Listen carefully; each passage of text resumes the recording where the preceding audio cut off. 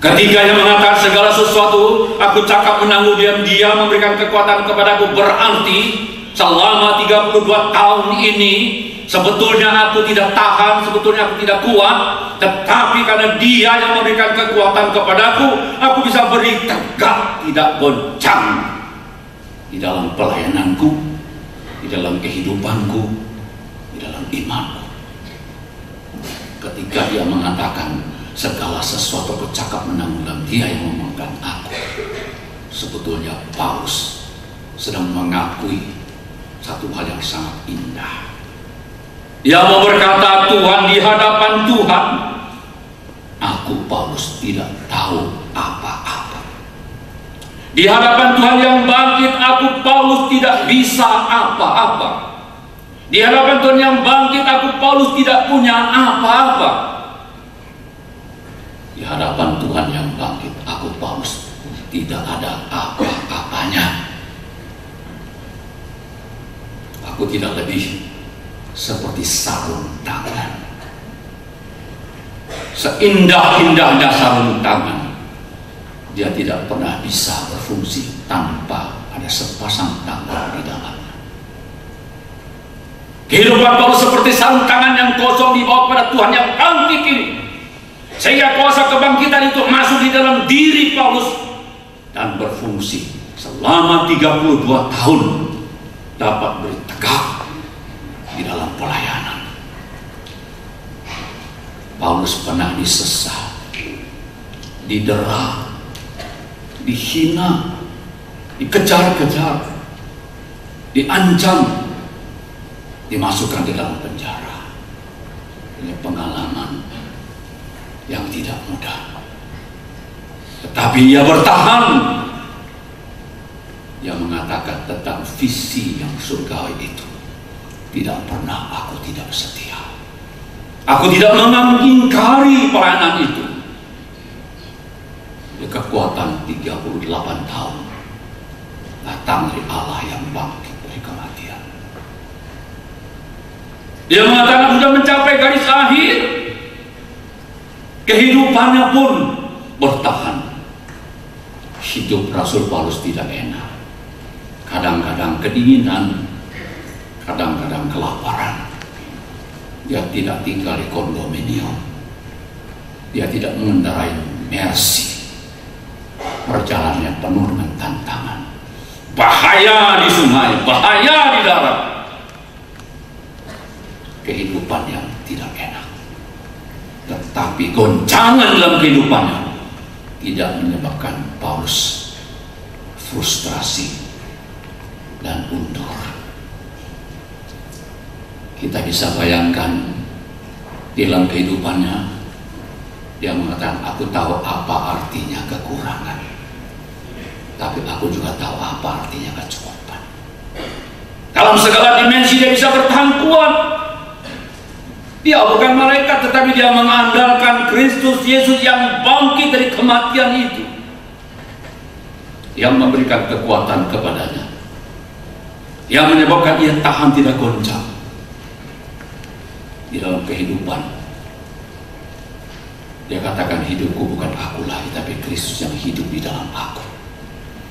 Dia sudah membawa hidup dan mempersembahkan korban yang hidup kepada Kristus Yesus yang mengasihi dia. Bukan hanya demikian, dia katakan sudah mempertahankan iman. Rasul Paulus yakin penuh Allah yang bangkit dari kematian tidak pernah meninggalkan dia. Kita bisa bayangkan apa yang dia saksikan ketika pembelaanku yang pertama. Semua sudah pergi daripadaku.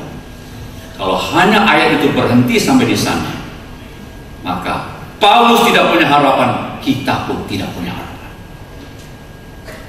Tetapi ada lanjutan ayat itu, kecuali Tuhan yang berdiri di sampingku dan menguatkan aku. Paulus tahu Allah yang hidup tidak akan membiarkan dia berjalan sendiri. Allah yang hidup tidak akan membiarkan dia bergumul sendiri. Ia tidak membiarkan, tidak melupakan, tidak mengabaikan, tidak meninggalkan Paulus. Saya sering berpikir, Allah Immanuel inilah kekuatan kita. Kalau saya bertanya, di mana tangan kanan Anda? Kita akan gampang menjawab, tangan kanan saya berada di sebelah kanan. Sejak kapan tangan kanan kita berada di sebelah kanan? Sejak dari rahim ibu kita. Pernahkah tangan kanan untuk minta pindah tempat? Tidak pernah. Anda kaya, ya sebelah kanan. Anda miskin, ya sebelah kanan. Anda sehat, ya sebelah kanan. Anda sakit, ya sebelah kanan. Anda muda, ya sebelah kanan. Anda tua, ya sebelah kanan. Kadang-kadang di dalam pelayanan kita bisa merasa sendirian, kesepian, seolah-olah teman-teman sudah lupa pada kita, seolah-olah kawan-kawan kita sudah tidak ingat lagi dengan kita, seperti kita berjuang sendirian. Tetapi jangan lupa, ketika Anda merasa kesepian, lihatlah tangan kanan, seperti tangan kanan yang tidak pernah beranjak di sebelah kanan kita. Demikian Tuhan Kristus yang bangkit dari kematian tidak pernah meninggalkan kita. Itu yang menguatkan Rasul Paulus. Itu yang dia katakan dan dia sadari. Ketika semuanya meninggalkan aku, Tuhan tetap tidak meninggalkan aku. Saya bincang-bincang dengan Pak 42 tahun penuh dengan pergumulan. Tidak mudah perkanta bisa berdiri tegak. Pasang surut. Kadang-kadang bergumul. Tetapi Allah yang hidup, Kristus yang hidup, yang dilayani oleh perkanta, tidak pernah berubah. Seperti tangan kanan tidak pernah beranjak daripada sebelah kanan kita. Demikian hari pertama berdiri sampai saat ini. Kepada Anda, kepada saya sama. Kristus yang bangkitlah jaminan bagi kita untuk berdiri tegak di tengah-tengah tantangan kehidupan dunia yang kacau balau ini. Paulus katakan, siapa yang bisa memisahkan aku dengan kasih Kristus? Kematian, kemiskinan, bahaya. Tidak ada satupun. Dia percaya dan yakin Allah yang hidup menyertainya, dan kasih Allah tidak pernah memperhitungkan untung dan rugi. Ketika Allah mengasihi engkau, ketika Allah mengasihi aku, bukan oleh karena kita punya latar pendidikan yang tinggi, bukan oleh karena kita punya latar belakang ekonomi yang tebal. Tidak. Tuhan, kenapa engkau mengasihi aku? Karena engkau aku ciptakan gambar dan rupaku. Di kolong jembatan karena ada orang yang menurut rupa dan gambar Tuhan diciptakan.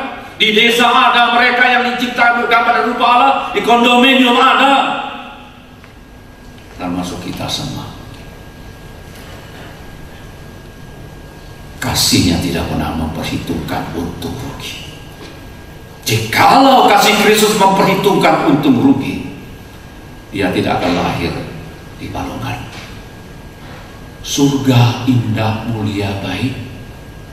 Kemudian dia tinggalkan surga, lahir, datang ke dalam dunia. Apa hebatnya dunia kita ini?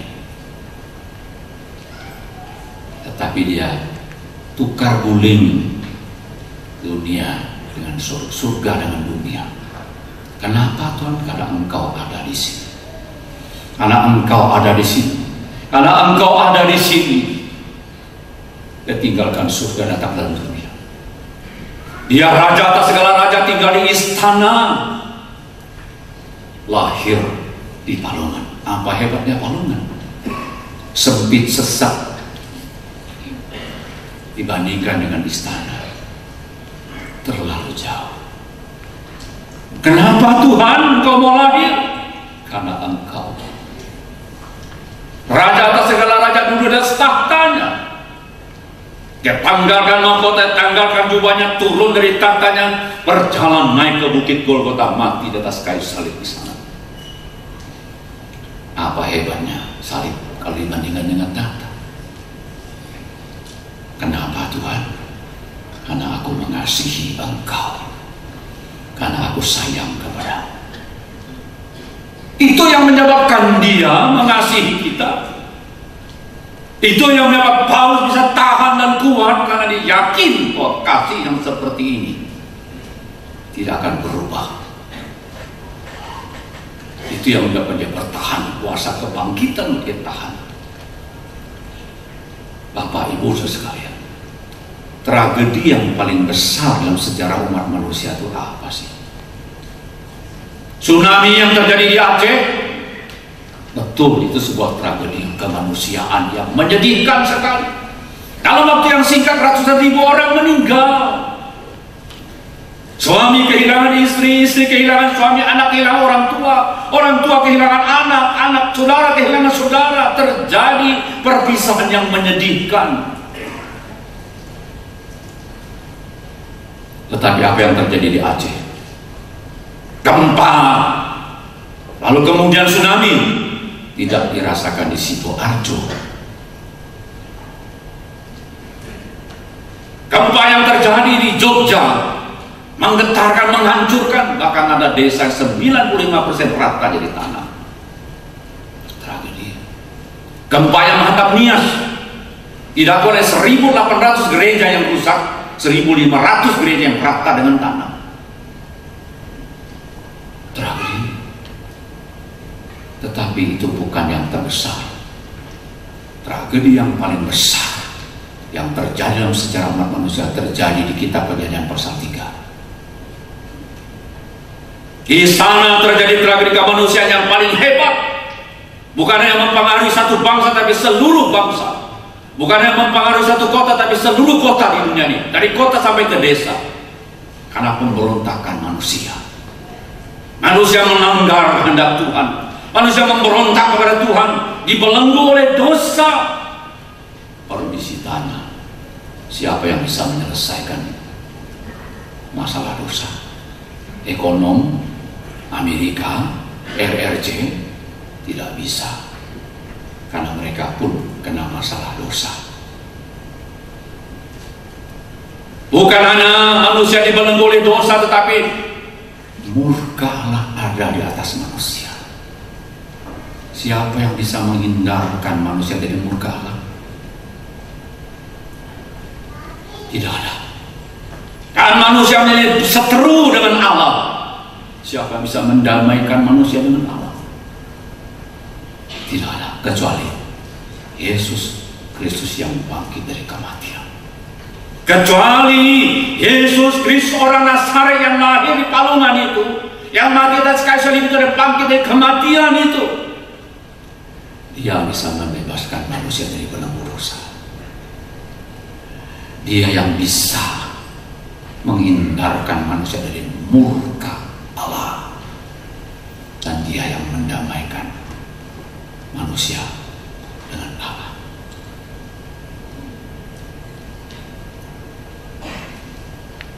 Kebangkitan Kristus bukan hanya untuk dinikmati, tetapi untuk diberitakan.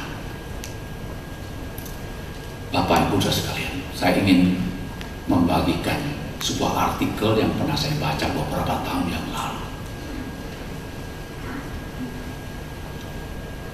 Di sebuah perguruan tinggi di Eropa Timur mengadakan sebuah wisuda.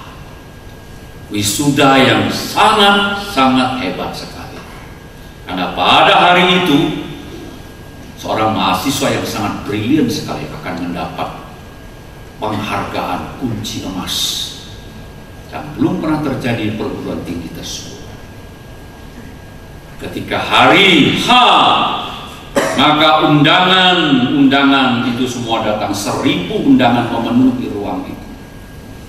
upacara dimulai. Diumumkanlah nama seorang mahasiswa yang brilian ini. Ketika dia keluar, tepuk tangan, dan hadirin berdiri. Lalu kemudian perguruan tinggi menyerahkan sebuah kunci emas kepada anak ini, kepada mahasiswa ini. Setelah selesai tepuk tangan semua hadirin duduk, maka mahasiswa diberi kesempatan untuk menyampaikan sepatah dua kata. Dan mahasiswanya berkata, izinkan saya mengundang seorang ibu tua untuk datang naik di atas pentas ini.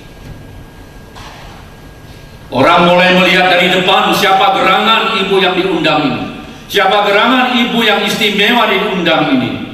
Mereka melihat dari depan tidak ada, di tengah tidak ada. Ternyata ibu tua ini berjalan jauh dari belakang.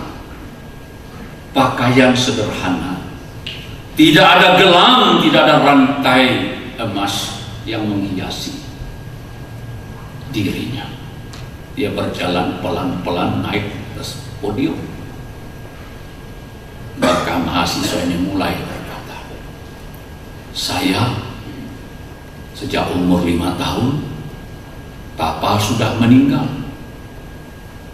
sehingga ibu saya bekerja keras untuk membesarkan saya. Saya anak nakal, tidak mendengarkan nasihat ibu saya, sehingga pada suatu hari saya bermain dan jatuh. Ranting yang kering menusuk biji mata kanan saya.